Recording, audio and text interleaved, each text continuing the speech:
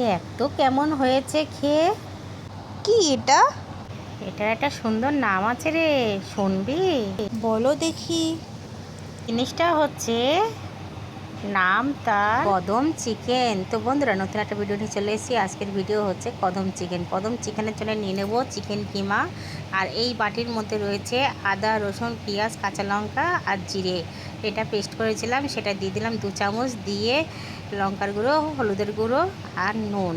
তার সাথে দিয়ে দেবো শাহি গরম মশলা আর 1 চামচ কর্নফ্লাওয়ার। কর্নফ্লাওয়ারটা এই জন্যেই দিলাম, দিলেও সই না দিলেও হয়, কিন্তু আমি দিলাম একটু নরম হয়ে গেছে সেই জন্য, একটু শক্ত করার জন্য। তো দিয়ে এরপরে এক এক করে আমি বল বল করে নেব। বল বল করার পরে তো বেশ খানিকটাই হয়েছে।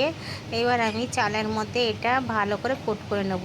নিয়ে তো এই দেখুন, আমার একটা ঝাঁঝরি আছে, থালা হলে বেশি ভালো হয়। এটা একটু গোল টাইপের হয়ে গেছে, তাই এটাই আমি বসিয়ে দিলাম।